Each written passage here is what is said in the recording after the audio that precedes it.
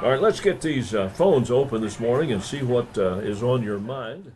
John Williams with 94.9 Radio in Fayetteville was shocked to hear the announcement of KURM Radio going dark next month. Williams remembers how important the station is to his stepfather. He would not miss listening to KURM in the middle of the day.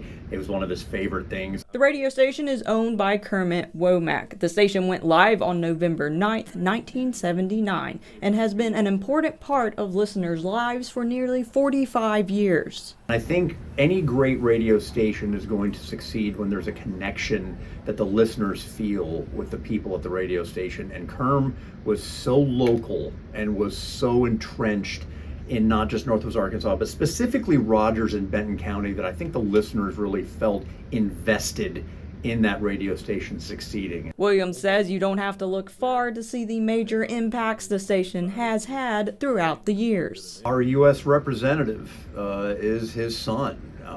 Congressman Womack started at KURM before he became the Rogers mayor and then became our U.S. representative for term after term. So I would say KURM has had an enormous impact. Representative Steve Womack remembers the moment KURM Radio was born like it was yesterday. So on November 9th of 1979, KURM Radio came into existence at 12 noon that day. I was the person that hit the switch that put it on the air. The station operated old school. Womack says most radio stations today are syndicated and heavily automated. KURM Radio took a lot of manpower. So to go to city council meetings and school board meetings covering citywide events, county fairs, school events, requires manpower and a special commitment to the kind of radio that a lot of us grew up with. One reason Kermit Womack will retire is due to recent health issues he has experienced. Time has kind of caught up with him, and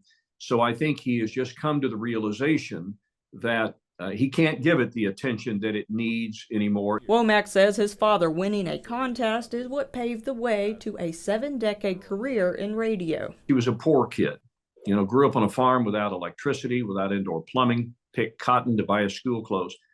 And the college president at Arkansas Tech came out of the stands and awarded him a scholarship to Arkansas Tech. And as far as Kermit Womack's legacy goes, I think that what you have seen over these 70 years is a reflection of my dad wanting to give back to a community, to the people, to make whatever's important to them important to him. But on that note, we'll wind it down for another day.